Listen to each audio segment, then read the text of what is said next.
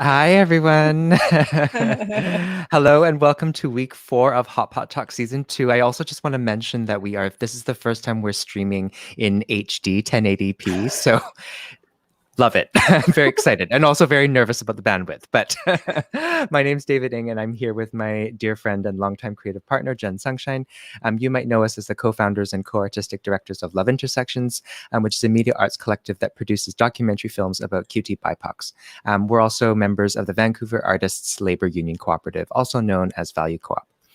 Before we begin, I just want to acknowledge that Jen and I are beaming this live from the unceded and ancestral territories of the Musqueam, Squamish, and Tsleil-Waututh First Nations. And in light of recent events, we want to highlight the ongoing work of the land defenders at Fairy Creek. There's a GoFundMe that the organizers have put together to support Indigenous land defenders, and the link will be dropped in the bio chat now. Hot Pot Talks. Wow, I just spaced out for a moment there.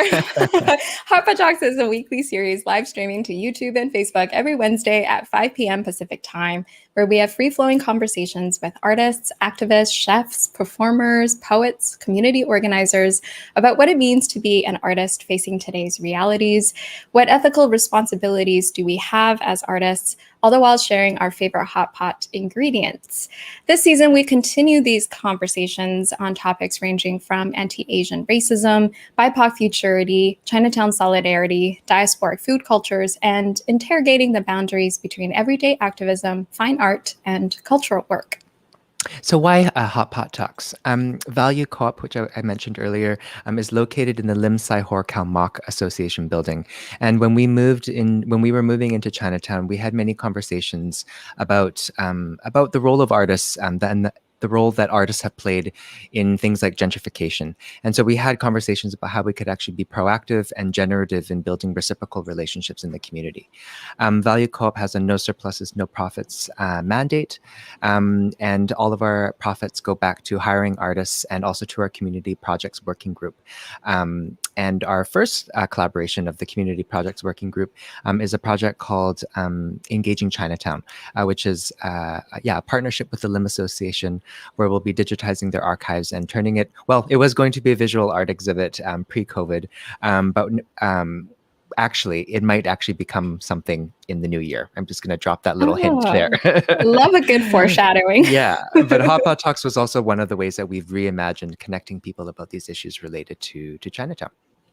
Y'all know I love doing this, but I want to plug our limited edition tote bag, which can be purchased on valuecoop.ca. So for those that don't know, the text actually, have you eaten today? And the banner in the background for our flyer of this season's Hot Pot Talks, have you eaten today, was actually written in calligraphy by my own father. So yeah, have you eaten today simply means I love you in BIPOC language, a simple question asked by so many of our parents, elders, aunties everywhere, evoking a shared familial understanding of love and tenderness. And these feelings of unspoken care inspired Hot Pot Talks, where culture and community nourish our bodies and our hearts too. Yeah, and this theme and the tote bag, I wanted to underline today, has even more special significance today, because that's how we connected with our guest today, Karima, and who runs the Instagram handle, Hey, Have You Eaten? And we reached out to each other after we debuted our bag in season 1. So we thought when we had season 2, what an opportunity to connect with Karima to hear what she's up to. So I want to thank our incredible team, Cameron, our lead project coordinator, and Lamia, our social media coordinator, who helped make Hot Pot Talks a reality. Without further ado, I want to introduce our guest this evening. Karima Chellouf is a chef, nutritionist, educator, and general badass who uses food, science, and history in the ongoing fight against systemic oppression. With a career spanning over a decade in Vancouver's elevated dining scene and patisseries, is that how you pronounce it?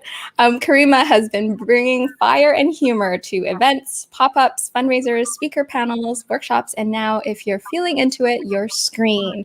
Please welcome Karima Chellouf. Hello. Hey, Karima. I'm so excited to be here. the intro. Yeah, we're so excited to have you. And we're so excited to talk about food too. It's like our favorite thing to talk about. Hi, Karima. Thanks for being here. I just want to say that I really love your tagline on your website where it says chef, nutritionist, educator, speaker, writer, herb witch, and general loudmouth. I love that. Can you talk a little bit about that tagline and how you came up with it? Yes, thank you so much. So when people ask me what I do, I'm like, oh, I don't really know how to answer that. Do I just say, like, what is it that people are currently paying me money for? Or do I talk about what are all of the different things that my work encompasses? Like, when you're a person who's like a multi-hyphenate, like it becomes kind of hard to define yourself, especially when you have work that's really creative and expansive and does it like it touches so many different genres. And so when someone's like, well, what do you do? What are you about? My friend who built the website, Connie from Type C Consulting, said, let's make this feel like your house. Like, let's make everything look as if it was just you talking and someone walked into a room. They're like, what's Prima like? It has to sound as if that's pretty much what's going on. It's like going on the website is like a look at the inside of my head. Wow. Oh, I love that. Can you tell us a little bit about you and just like where and how you grew up? When did you start becoming interested in food and food culture? Yes, thank you. I grew up in East Van. I'm a Mount Pleasant kid. People are often surprised when they ask, like, where are you from? And I do this really funny thing where I don't tell them anything about heritage, because what they really ask me is like, why aren't you white? Tell me information so I can judge you. And I'm just like, oh yeah, I'm from Vancouver. They're like, really? I'm like, yes, Mount Pleasant specifically, if you must. But people are often so surprised because a lot of people who live in Vancouver are from elsewhere in Canada, or they're immigrants from other countries. But when people are like, wow, actually Vancouver? I'm like, yeah, well, someone had to go to the public schools here, didn't they? Like, yeah. that's what our tax dollars are paying for. Yeah. So I grew up in a family of 6. I have 2 younger brothers and 1 older sister. All of us are chefs. Hilarious. Wow. I grew up just always surrounded by food. My mom, she cooked often from scratch.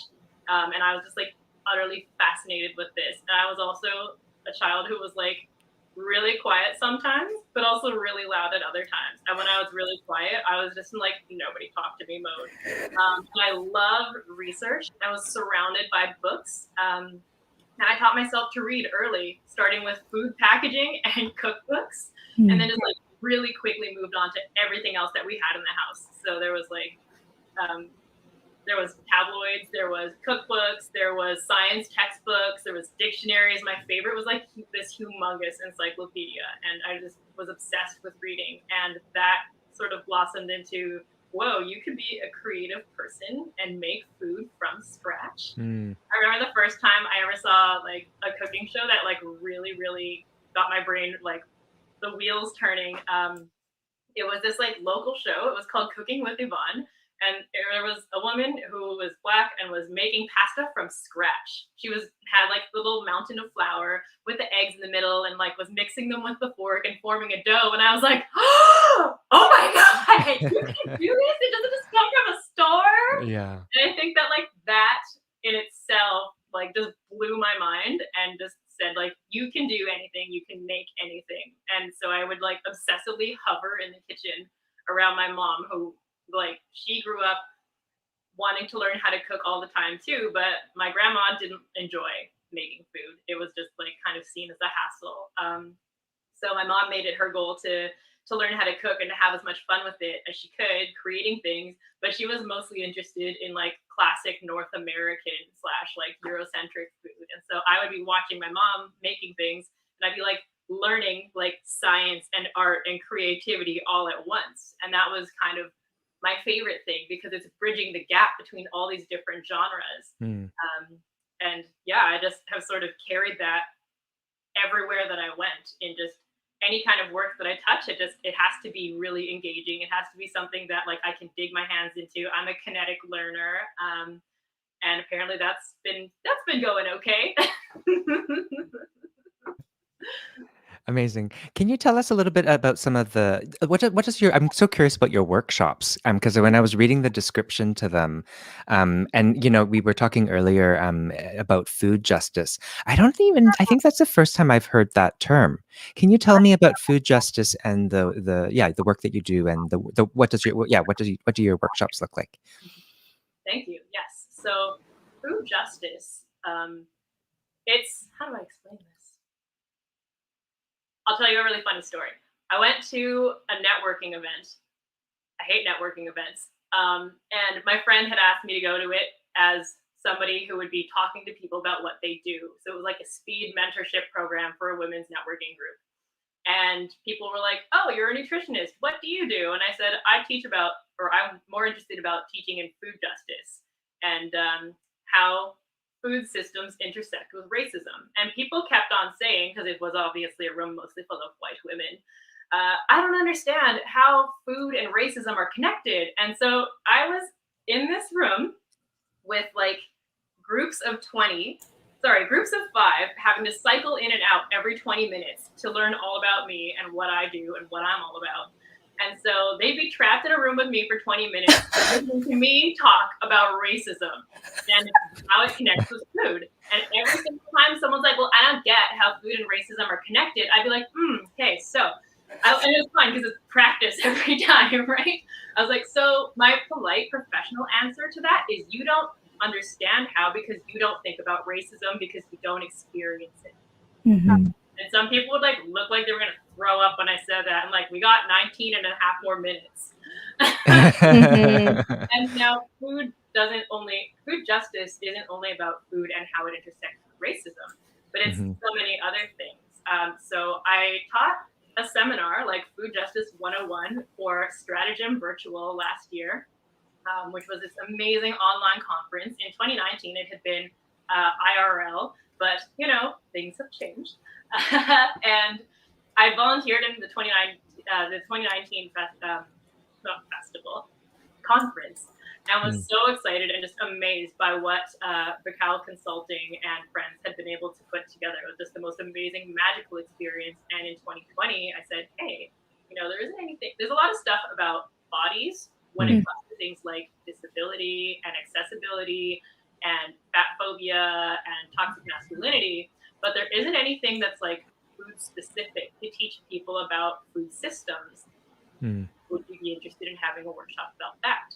So they were really open to it, and they hired me to teach that class, which was so cool because I built it based on like all of these different things that my knowledge spans across. So I've been a chef for 11 years, and right now I'm taking a break from restaurants to focus on some other work.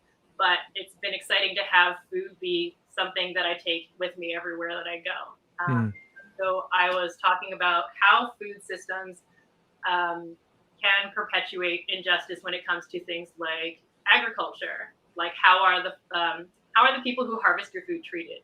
When it comes to like the environment, like how does environmental racism impact communities around you? How does packaging work? How does the food media, like how is who they're promoting or choosing not to promote and uplift and give voices to keeping everything so white? How is most kitchens being run by straight white cis men impacting who gets promotions, who gets paid, who gets to stay in the industry when it's so hostile to anybody who has an intersectional identity, whether they're a different gender, different sexuality, different race, etc. Right? There's so many areas in which that this is a problem. How food also intersects with health and wellness, and how it is often appropriated.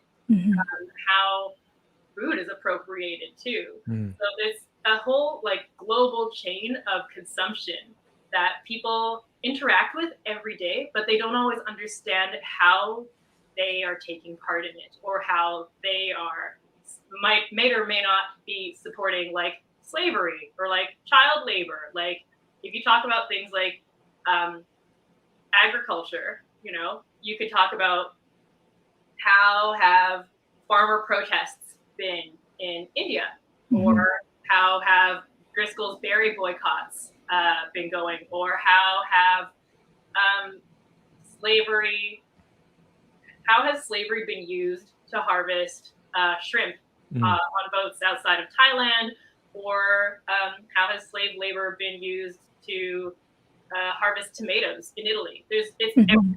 It is in everything. And that's kind of the thing about racism. When people say, I don't understand how racism connects with something, that is because it is so deeply woven into everything that its purpose is to remain invisible to the people who would perpetuate it without knowing any better. Because if everything was as obvious as you all and I know it is, people would probably do something about it. Everyone's like starting to learn about it right now, and there is resistance to that too. I mean, I do get hate mail sometimes, but it mostly just makes me laugh and also feel sad for the people who write it. But that's really just about people's unwillingness to tangle with the truth of what is happening right in front of their faces. Right? And I know that it's irritating for me to read, but it's not about me, and it's never been about me. Yeah. I think living on the West Coast, especially, like it's super kind of integral to the West Coast culture. Like, especially we see, you know, a lot of just the health and wellness, the kind of new age hippie kind of types. And the conversations has been centered around like buying local and supporting farmers markets and doing the, like, what is it, the 100-mile thing. So on one hand, that conversation is great. On the other, I see very little conversations like intersecting with, you know, what you're talking about with in respect to race. I'm wondering if you know, do you find yourself, like, you with your school, did you find yourself battling that kind of rhetoric? And I'm thinking especially around like greenwashing and the like clean eating kind of like movement, which has always been very bewildering to me, especially living on the West Coast. I'm just wondering if you had any experience with that. Yeah, I've had tons of be unmuted. Oh, there we go. yep. Thank you. Yeah, I've had tons of experience with all of those things. So if I forget any of those topics, please let me know. I'm probably going to go off on like 5 different tangents. Please do. All right, awesome, great. So the education that I received at a school that is like has campuses all across Canada, teaching people about health and wellness and nutrition. I argued with some of the teachers because the course content was not intersectional, it wasn't inclusive, it was obviously written by and for white people, and that it just was not reflective of the times. Or like if it was something that was modern, it's like, well, that's great, but like this has not put any thought into how all of this plays out on a bigger scale, right? Because, for example, a lot of places that are like environmental spaces or plant-based spaces or wellness spaces in North America, and very much on the West Coast, like it happens here, even in super diverse places, a lot of them are just very white-centric, right? Like taking up all the space, getting all of the publicity, talking all the time. Like, when does racial equity get seen as a starting point instead of, I guess we got to be more inclusive? And when does it become something that's automatically built in to people's programming and ideology instead of as an afterthought, right? Like, people teach classes about the environment, but how much are they teaching about environmental racism, about how, especially in the United States, where factories and pollutants end up mostly like having manufacturing like runoff or exhaust or all kinds of things like that, contaminating things for poorer and rural Black and Brown communities, right? There's that, but there's also a lot of people feeling like living in a diverse place means that it's safer, which we all know it isn't. Vancouver was recently named the anti-Asian hate crime capital of North America. And anytime I say North America, in my head, I'm doing air quotes because I'm really thinking Turtle Island. And like, I keep on hearing from white people, but there's no racism here. And it's like, you don't see racism here. Stop talking about it. Like, don't say things like that because it is extremely insulting, because every single BIPOC that I know has stories. And that means that person is not listening, and they're centering their own experience in something that they need to help stop, but that they don't understand the severity of. Mm.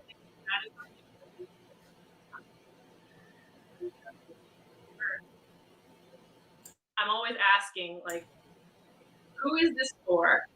Who is this about? And why is it like this? Like, I'm always asking myself, oh, why am I like this? And then it leads to like a really thoughtful series of questions that I can ask myself kindly, right? But I mean, the answer is usually colonialism, whether it's internalized or not, or, you know, forgetfulness, clumsiness. Yeah, there was a lot of pushback when I was in school. But I mean, this also reminds me of one time when I was a kid. I was 5 years old, and they were teaching us about the Canada Food Guide. And I said, did they recently change that? They did recently, which is great. So that it's like very vegetable forward and has plant-based alternatives for dairy and meat and proteins and things like that. But I remember when I was a kid, it said something ridiculous, like 6 to 10 or so servings of carbohydrates.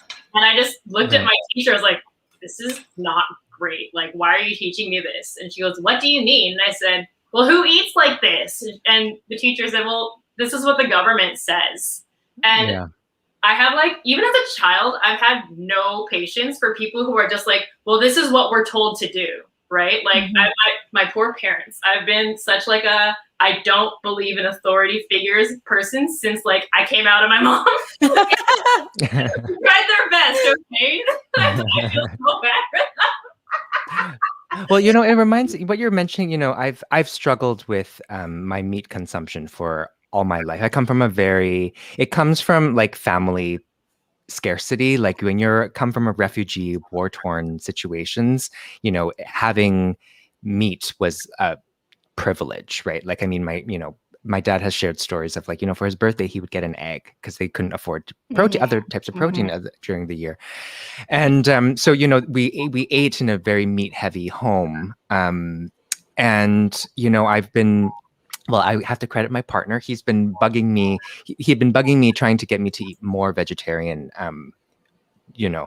And so you've been doing so well. Since I'm January very proud 1st. Of you. January very 1st. Proud of you. Thank you. But you know, that one of the reasons why I struggled so much was really the sort of, you know, all the things that you're describing, Karima, about like how, you know, even in the Canadian or the food pyramid thing, right? A lot of those foods were not Chinese foods that were in my diet, or predominantly in my diet. A lot of the sort of racist portrayals of Chinese eating habits, like the recently, like the bat eating myth, right? Yeah. You know, and all of that stuff. So I had a very big resistance towards it. And then, until I made a sort of commitment to do it in January. And then I also discovered that these amazing Asian vegan chefs that were also, you know, making recipes like Taiwanese recipes, Chinese recipes that were vegetarian or vegan, that I could really identify with as well. I'm always of the mindset when you're given a limitation, which is not to say that like being a vegetarian is a limitation, but you're now all of a sudden confined to, you know, plant-based, mushrooms, like all of those things that your world actually like expands and widens because you're forced to try to be creative and find ingredients that you don't normally default to or work with. I'm also, and I really saw that. Oh, sorry. Go ahead. No, I was just going to make a joke. I said I'm also a Leo, so I'm incredibly competitive, and I would not let it defeat me. You're competitive with yourself. But I really saw that because I grew up, you know, everyone knows I grew up being Buddhist, and it's the kind of Buddhism that is influenced by Jainism. And so my dad couldn't eat like excitement inciting ingredients like onions and garlic, but like ginger is okay, obviously all plant-based. And so I grew up with like seitan and like, you know, lots of different varieties of mushrooms, you know, all of those things. And, you know, and like eating Buddhist veg was what was what taught me how to look at ingredients from differently, and that there's life to each ingredient, that you're working with different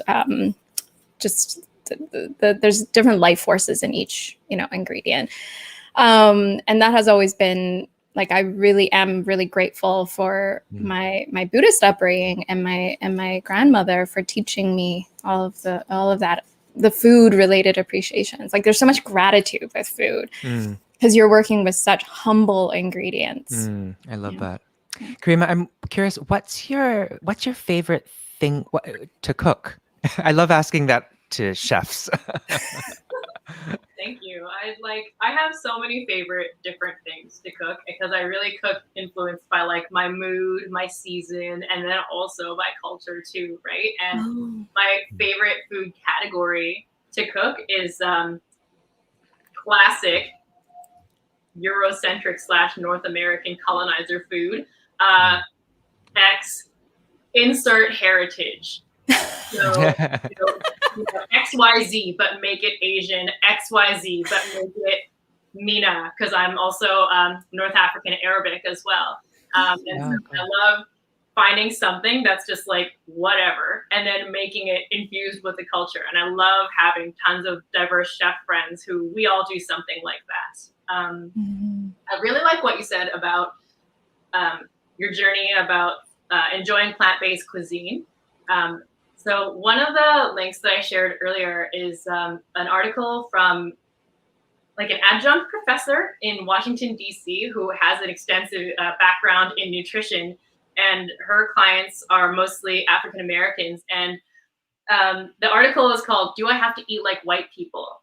And it's about how like Western science and medicine doesn't validate cultural foods. And in regards to the earlier question from Jen about clean eating, that's often something that is like deeply entrenched in racism, because a lot of beliefs that people have about what is and isn't good for you is often like steeped in xenophobia, and often very much like anti-Asian sentiments, whether it's like people's, what do you call that? I'm pulling a blank right now. Placebo effect issues with MSG, because MSG actually occurs in tons of foods that we eat all the time. And it's like, oh, so you can eat a whole bag of Doritos, but you can't eat a pack of instant noodles? Sounds like extra Doritos ranch racism flavor. Extreme. Yeah. Even just like the pricing that we expect, like we expect Chinese food, like BIPOC food, to be cheap. But like French and European cuisine can be, well, Western European cuisine can be like fancy and like high end, and you would splurge on that. Yes. Yeah. There's another article that I shared a link for too. That's one of my favorites to share with people. It's an Eater New York article about how Yelp reviewers who criticize places for not being like authentic, or what they expect something to be from like an authentic cuisine, is actually just like white supremacy in action. It's it does like a really deep dive into analyzing, I think it was 10,000 or 20,000 different Yelp reviews, and it was specifically targeting how Asian, mostly Chinese, and also Mexican places in the US would be receiving lower ratings because people be like, well, like whatever, it's good, but it's not authentic. And it deep dives also into people's expectations of how BIPOC cultural foods are supposed to be cheap, about how a place may or may not be expected to be like dirty or like kitschy or all of these other things. And how like, if we want to experiment with our cuisines, if we want to like expand what it is that we do, are we going to get criticized for it? Are we just getting trapped in a little box that is what people think we are allowed to be, that is based on Western perceptions and stereotypes of what our people are and what our food is? Like, that's not allowing us to progress. That's not allowing us to like move forward. It's not allowing us to make any money. And it is really hard to make money in restaurants. Like, people have often asked me over the years, like, oh, you're so good, you should start a restaurant. And I'm like, absolutely not. I have zero desire to do that. Like, when people find out that I'm a chef or a nutritionist, or both, they're like, oh my God, so you make like meal plans, right? I'm like, ugh, no. Or they're like, oh, you go to a restaurant. I'm like, no, absolutely not. Like, I would do that if I wanted to lose a ton of money and also hate my life and be unhappy. I wouldn't be unhappy and hate my life because I'm losing money. It would be because having to run a restaurant, I've done it for other people and I know what it takes. And it takes me away from doing the things that I love, which is the making of the food, right? Yeah. I love this conversation on like authenticity too. We've touched on this in season 1 as well. And it's so interesting, especially I find when we talk about it in terms of food too. Totally. Because I think about like, when you were talking, Karima, my mind was just going about like, you know, I'm Chinese, so I think about Chinese food. And like every single time I go to Richmond, there's just some other cuisine within Chinese food that I've never uncovered or discovered before, or the new stuff that's coming from China that has just arrived here, you know, that is a reinvention of something you know, another type of dish. I'm also thinking like I remember I saw some like debate around.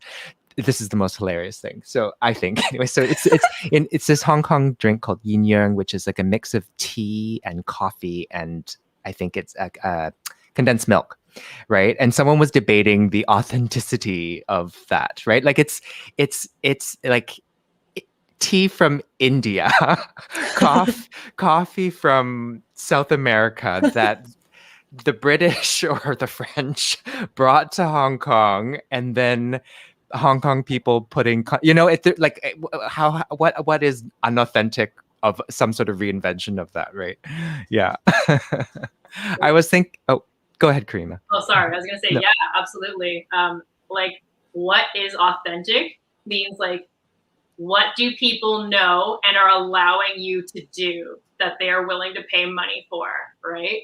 This is really cool chili crisp oil that my friends and I just bought from the US called Fly by Jing. I saw that. Oh, I saw it. I just got, wow. You got it. I just got advertised that. Well, now you're going to get a whole bunch because the algorithm's listening in on our conversation.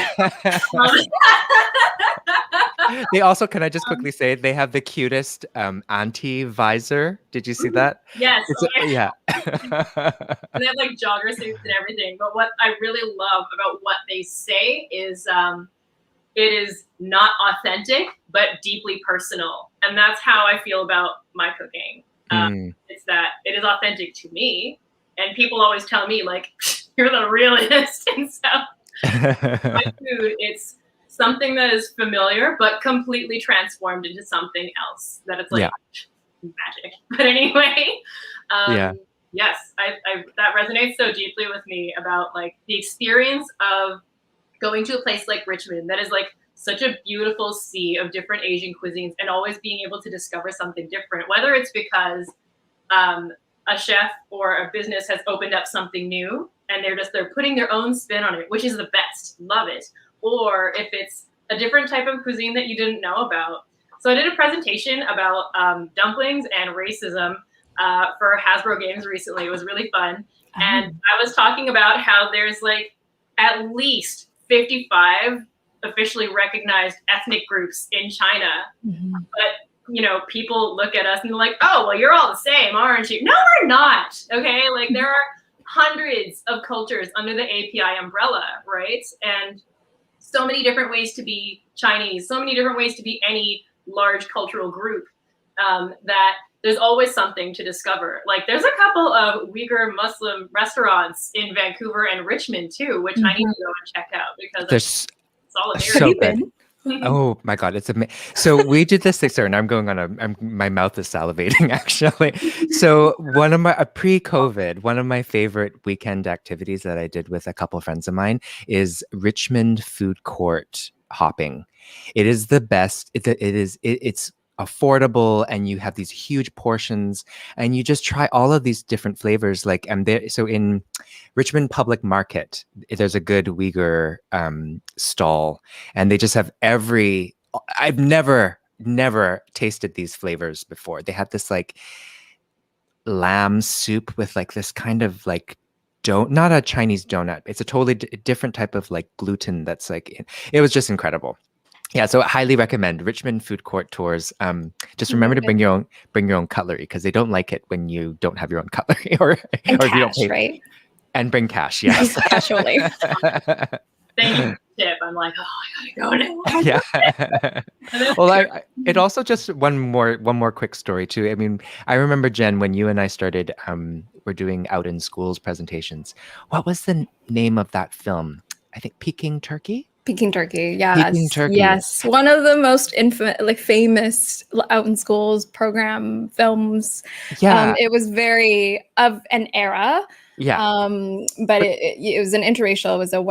It was a Chinese man bringing his white boyfriend home for Thanksgiving, and they, the family, creates a Peking duck as this like feast. And no, they made, instead of making turkey, it was a Peking.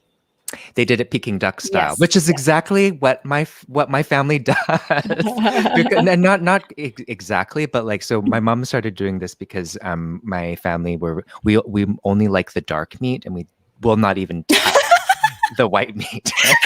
And there's also, and this, we never do stuffing because it dries out the turkey, right? And so my mom, what she did was she turns the white meat into lettuce wraps. Like a Peking, like what you would do for Peking duck, and she'd serve it like our Christmas dinners. I always take a picture of them because they make me. It just warms my soul. Like my mom does this Peking turkey. There's prawns. There's sticky rice. There's mashed potatoes, scalloped potatoes, Brussels sprouts. But then there's also like all of the Asian comfort foods that we want to have as well. Yeah. That's so wonderful. Like, beautiful family memory with me that like makes me think also about like my family get-togethers. So I can tell you something that's gonna blow your mind, okay? So my grandma, for what little cooking that she did learn to do, like outside of like a few cultural staples that she learned, because she and the rest of and a lot of our relatives, they actually came over here like when she was a teenager. They had fled China and they came to Canada, but my great grandpa had come here first. So she was like, oh, I guess I gotta make food. Fine. So anytime I offered to cook for her in the past, I had been like, please let me cook for you. I want to see you. I want to make something nice. And she'd be like, it's too much fun. I'm like, do you know who I am? My hair is not just. Cooking is like, it's my ultimate joy, and it is my expression of love, right? Like that is why my Instagram handle is what it is. But also, like, your name has multiple meanings too, right? Like mine, hey, have you eaten X, is like, first of all, oh my God, hey, have you eaten X? As in like, have you eaten this food over here? Or, hey, have you eaten love you, right? Whereas your name, Love Intersections, when I hear it, it makes me think of like, I love intersectional identities, or like, these are all the ways in which love goes along many different avenues, which is super fun. So that's kind of what I think about a lot when I make food, and especially when I'm making something from a memory, right? Like a lot of what influences my cultural food creativity is a memory or learning about an ingredient. Something really beautiful that I got to do was recipe development for Feeding Mama, which is a postpartum, like post-birth meal delivery service that is local and organic when possible, but is influenced by traditional Chinese medicine qualities. And so I did a lot of like research about ingredients, and it was a really cool way for me to connect with my culture. And the founder, Mona, is amazing. I should have provided a link for that. But I love having like a food memory to return to, and then make it into something that is new. So I do a lot of really fun, like I make a lot of wontons for people. I mostly make them when I'm sad, or I make them when other people are sad as an expression of care. And so I made them in March for all of my closest Asian fam, and just like call them up and like, everything's terrible, come over and making something fun. And I like had everybody's list of allergies and made sure to like have a different special kit for each person who needed something different. But something that my grandma did that I carry with me a lot was she always made Zhong and kept them in the freezer and different varieties. So for anyone who doesn't know, these are sticky rice dumplings that are wrapped in bamboo leaves that have really cool fillings like salted egg, duck egg yolks, peanuts, Chinese sausage, mung beans, red beans, like pork belly, all kinds of stuff. And so I have friends who have different dietary preferences. So I want to make ones that are plant-based, or I want to have ones that have a few ingredients that are different. She would always have like different little labels on them and keep them for us in her deep freezer. That was like something that she always did because she knew it was our favorite, which is such like a grumpy grandma move. Yeah. Here at Christmas, she would always make like a turkey and like gravy and like mashed potatoes, and she would just give them to us and just say like, you know, share it with the other kids, or if she couldn't be around in person. And one of my favorite things that she did when I was little, but she didn't do it in later years, was that she would do sort of like a turkey, but it was a chicken. She would get a chicken and it was deboned, and she would get sticky rice and put that in the middle instead of stuffing, and which kept the interior of the chicken moist. And then she would like wrap it all up and then just cook it in the oven after steaming it, and like baste it with soy sauce. And I want to do something like that for the holidays, but also have it with like Zhong fillings on the inside too, because oh my God, amazing. Zhong is like, it's what I keep on using in like pop-up events, like different variations on them, because it's my favorite. And I didn't know that a love for sticky rice was going to be like my like send off to the ancestors and my connection with them. But it has been so far, which is really fun. Yeah.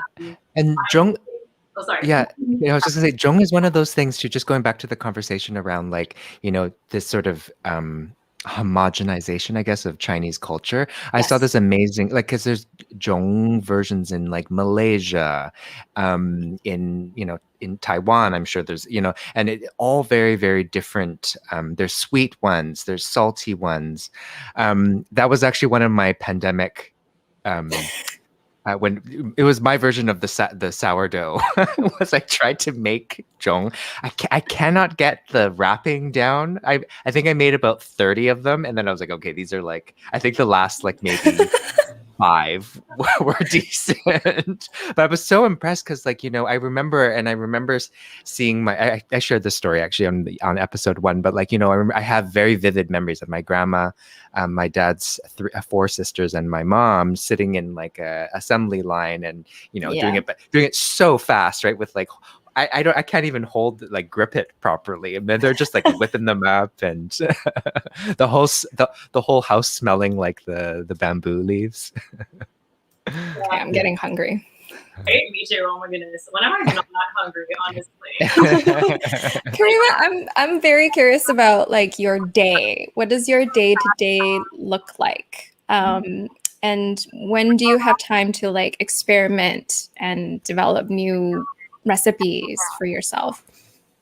Thank you. Yeah, so my day-to-day looks super different all the time. My current full-time job is I'm the head buyer for a zero-waste grocery company that's Vancouver-based, and they do delivery to homes in Vancouver and North Shore. And so it's my job to help with like procuring new products, and then also like working with suppliers, especially if they're local food producers. And I'm always looking for like the top quality of everything, but especially happy to support if they're BIPOC food producers too, and see if we're able to offer their products in a zero waste format.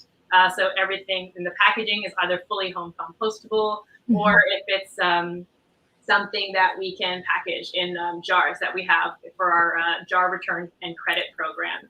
And so that's something that is keeping me on my toes. I've been doing that for about a month, and it looks different every day. You know, sometimes it's picking things up from a supplier. Sometimes it's tons of like catalog browsing and emails.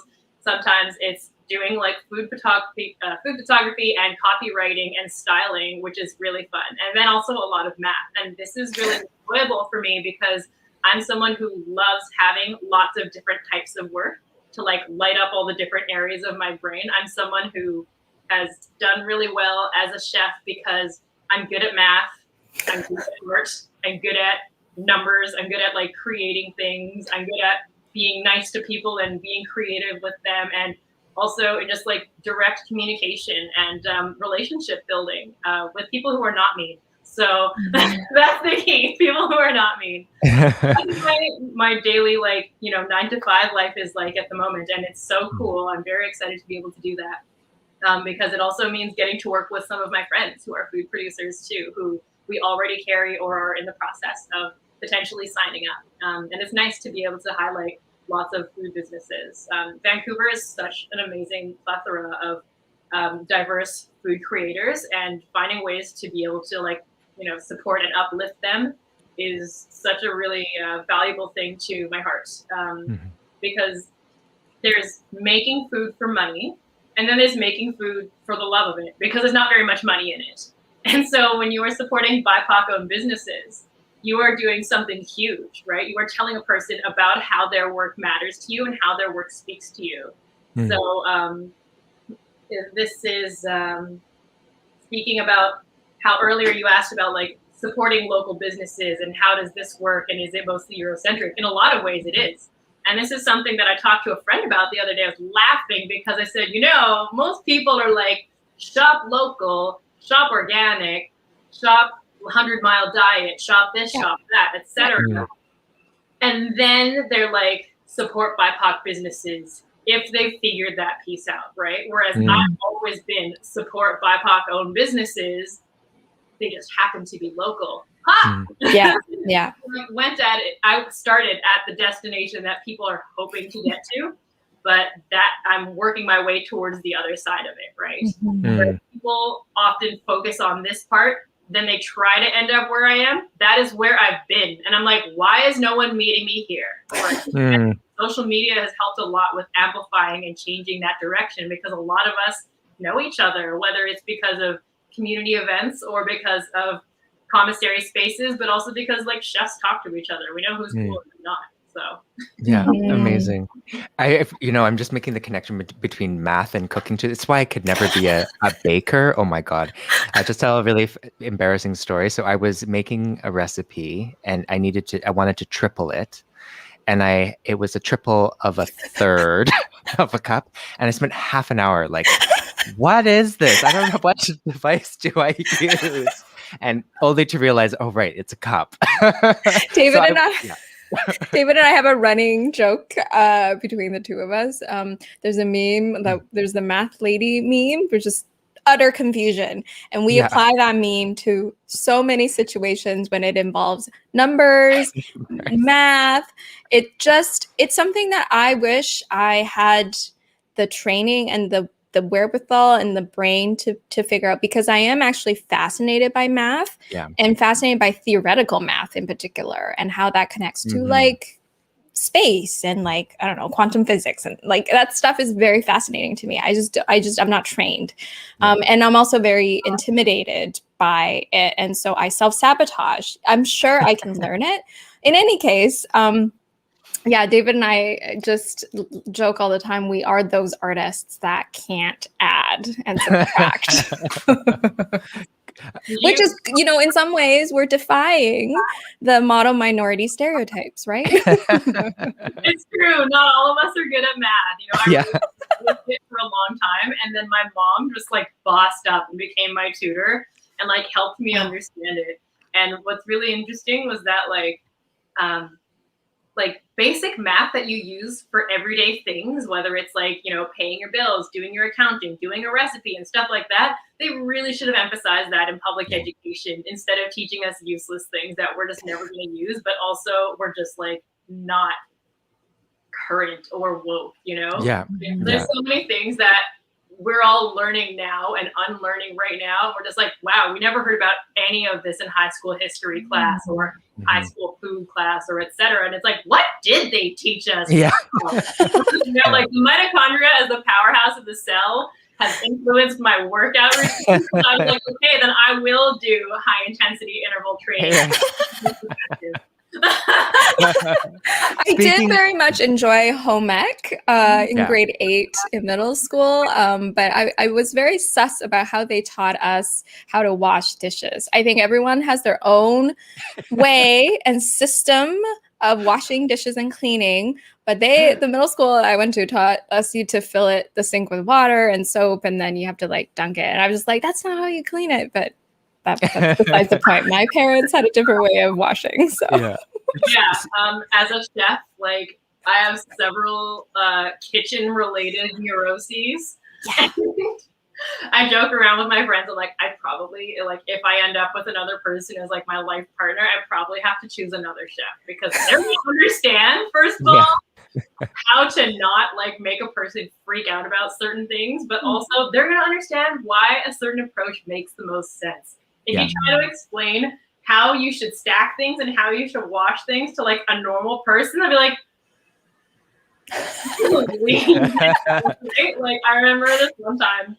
So before I moved to my current home where I live by myself, I was living in a place with 4 other housemates. I was the only BIPOC for 18 months. Oh my God. And I was also the only chef, and it was during a pandemic. I had moved there because I had broken up with my partner of 5 years and was like, well, I have no money, so I'm going to go to a place with very affordable rent. And then the pandemic happened, and I lost all of my jobs and was trapped there for what's like a million years. But anyways, I came home one day, and I had found gainful employment again, thankfully.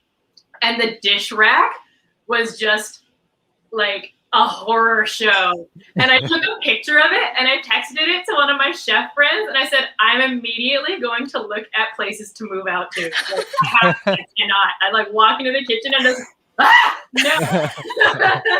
Like having to explain that stuff to people, like, am I going to sound like the biggest like insert curse word, or am I just like, this makes sense? Why are you like this? No, I appreciate a good system. And so, it's one of those things that I learned because of my own neuroses. So when I'm doing anything outside of my own home, I approach everyone with a question. How would you like me to support you in doing this? What is your system that I can learn so that I can put you at ease? That has been my consistent way of life with living situations, with philosophies. Like it's served me very well. I think that like it's a humongous thing that a lot of people don't take into consideration, especially like a lot of people are learning about that now through the pandemic, where a lot of like what makes you feel safe, how do you feel interacting, shoes on or off in the house, things like that. These are all consent and boundary issues, Exactly. right? Like, people are really new to this stuff, but like to someone who's well versed in it, it seems completely normal to ask, like, hey, how do you like the dishes washed? Because you don't want to be the person who's like insisting to help. And posing like, let me help you. And it's not going to make the person go, for the sake of social niceties, I have to let them do this. But as soon as they leave, I'm totally just going to do it again myself, right? Like, this person for a way to do it. And I think that that's a really important way to like involve like a conversation about needs. This is something that's like a common theme throughout my work, whether it is a health workshop or whether it is like talking to people about food or bodies or health, etc., is like a lot of this is about communication styles, and in asking people what their needs are. I'm telling people like, this is what things are like. This is where they could be. What do we need to make these things happen? Because I often am teaching things from like a decolonial lens, and because if we're going to be talking about health and food and bodies and culture, and systems and justice, so much of this is tied to things like intergenerational trauma and stigma or mental health. And how are we supposed to create things if we don't understand what our foundation is made out of, right? I think that a big part of community safety and allyship is listening and asking, because a lot of people don't know how to do these things. They're just like, well, I think I'm a good person, so I'm just going to show up. But wait, why does no one think I'm safe? It's like, because you think you're safe, but that's entirely different for what another person thinks is okay for them, right? A lot of people are learning that the hard way when they show up to do the work, because they're brand baby new to it. But I think that for people who like have this experience and have this like tied into everything they do, and especially for people with intersectional identities, it's something that has become second nature to us because it's something that we've needed to do to survive white supremacist systems. I think we have time for a little bit more. I want just going back to you were talking about teaching, and I loved this line on your website, teaching people how to understand their bodies. I love that because I was thinking this is again just I think we had talked about earlier before we started the stream, like in the past year, like I've also started.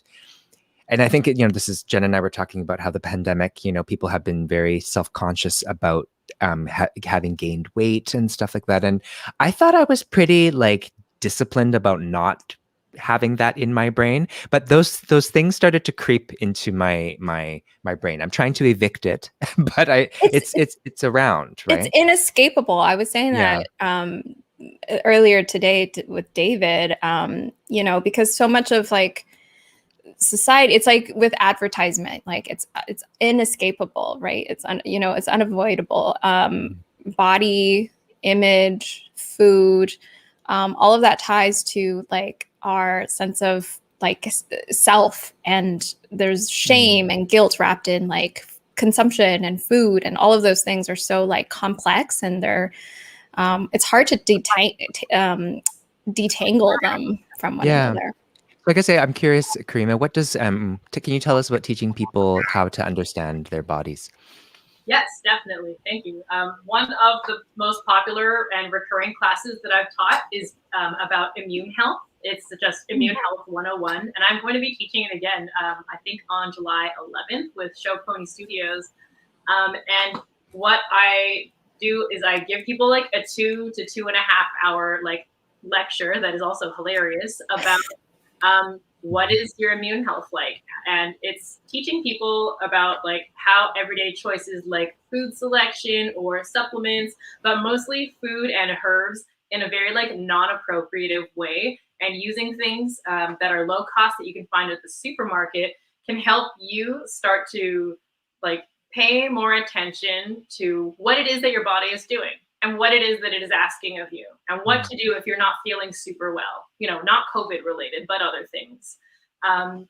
Because a lot of us just kind of like, we don't get taught like to have an intuitive relationship with our bodies, right? We get taught like you exist and you move through the world, right? And something that is really important to me when discussing things like origin and roots and culture, especially about food and about bodies, is that I'm talking to people not just about like where we come from, but also about like understanding the strength of where we come from. Because if you don't have a strong understanding of who you are, then the world and the systems that it has built, which we know are not the greatest, are going to tell you how to live and who you're allowed to be and how you're allowed to exist, right? And so those are going to keep you stuck in states of like survival mode or like trauma or like not being able to be present with yourself. And if you are running from A to B to C and just like getting through your day, if you're not paying attention to like who you are, how you're feeling, what's going on with you, if you're not checking in with yourself regularly, you're not asking yourself questions, then you don't really know how you're feeling and what you're doing. And this is how years go by, where people don't know who they are, like inside or out, but also that people don't have an understanding of their health, right? Now there's lack of education about, that's not people's own fault. Like lack of education, just like through like education systems and through like parental knowledge and cultural knowledge being passed down to people.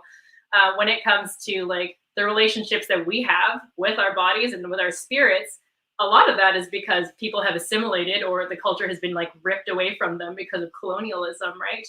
But then there's also like, what teachings do we have still? Do we have any cultural medicine? Do we have any food medicine? Like, and if you are a food history nerd like me and you know a ton of different types of foods and cultural ingredients, you start tying together what these are all for and what like health promoting ingredients are in every culture's foods or regions of foods, and why these have helped sustain people for so long.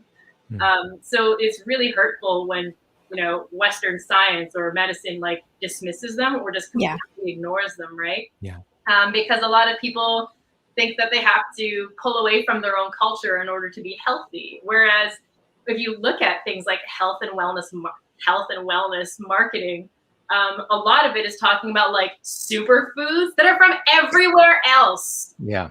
Like everywhere else in the world, except like, North America and Europe, right? Like health tonics and stuff that are from like Germany and Switzerland and Russia and herbs and things like that. But other than that, everything that is being sold to us and repackaged for like white consumption is coming from places like Asia and like South America and like Africa, because people there have cool stuff and it's healthy, right? So why is it that these communities are not being shown or profiting properly, or their practices aren't being respected properly? Why is it that other cultures and types of bodies are being dismissed, right? Because if we're really talking about diet culture, we are talking about white supremacy. Like we are talking about how medical science, first of all, there's about a 17-year delay in how something comes from maybe this is a thing to becoming this is going into practice. And I've asked doctor friends about this as well, and it's true. And I've also asked them about the food education that they receive or the lack of food education they receive. They get like maybe a weekend or so of food knowledge in, 10 years or so of medical school. So that's why they have to partner with things like registered dietitians to tell people to eat like the food guide, which you could Google yourself. And it's very one size fits all. And it's not paying attention to things like your size, your gender identity, your activity level. Do you have any nutritional deficiencies? What is your culture? Because even if we all ate the same and did the same kind of exercise, we would still all look different because there's so many genetic differences in our makeup. And, what we get told is healthy is completely different in another culture, right? Like Western medicine, yes, totally going to call 911 if I fall down a mountain and break my neck, right? Well, I'll tell someone else to do it. Like there are so many cultural healing modalities and foods and herbs and medicines and teas and tonics and everything. There's a rich history everywhere you look of things that have been taking care of people preventatively for so long. And it's time that we hand over the reins to those people to be speaking up for themselves and to be profiting from that instead of like pillaging other lands and other cultures, because really diet culture is colonialism. And it's telling us your body's not good enough unless you look like a skinny white woman who does yoga. And we don't need any more of that. We really don't. Like we don't need people selling smudge at Sephora that's not from Indigenous companies, sacred medicine that was made illegal for Indigenous folks. We don't need yoga instructors who are, profiting off of a practice that was made illegal in India by white people. Like people are saying, I like this thing. It suits my aesthetic. It suits my lifestyle. I want it in my life, but they don't understand the first thing about what it means to be stolen from and not allowed to claim it back. So I hope that helps you. Something I heard from an anti-oppression educator friend that just like completely flipped a light switch in my head that makes me feel like I should never undervalue myself again is that imposter syndrome is colonialism that we internalize because we're made to think that we deserve less or that we are worth less, right? And so diet culture is pretty much the same thing, where we are told what type of bodies are valuable and what type of bodies are lovable. And it is all a lie, right? And even though people have shown, unfortunately, repeatedly through violence, what types of bodies they think deserve to be safe, I think that we just need to like throw all of that in the trash. Yes. And on that note, we have run out of time, unfortunately. 6 o'clock already. It is 6 o'clock already. Karima, thank you so much for being our guest this week. This has been an enlightening and wonderful conversation. I wish we had more time because I really wanted to like nerd out deeper, but there's always next time. Thank you so much. Thank you. Let's do season 3. Yeah. Yes. Thank you. All right. Shall we announce next week's guest? Yes, I'm trying to find my notes that I lost. So next week is episode 5. On next week's episode of Hot Pot Talks, we talk to interdisciplinary media artists Nancy Lee and Kieran Bumbar, creators of Union, a speculative sci-fi exhibition centered around a narrative of two beings discovering their ancestral memories through the longing for touch and the rituals practiced in their post-apocalyptic wedding ceremony. The exhibition incorporates XR, performance, sculpture, multi-channel sound, and video installation. I had both David and I had an opportunity to experience the exhibit ourselves. It was in Richmond at the Richmond Art Gallery, and it was incredible, so mind-blowing. And so Yeah. I have lots of questions for Nancy. Lots of and nerdy sci-fi questions too. Yes, exactly. And futurity, BIPOC Yes. futurity. Okay. Have a wonderful night, everybody. Good night. Right.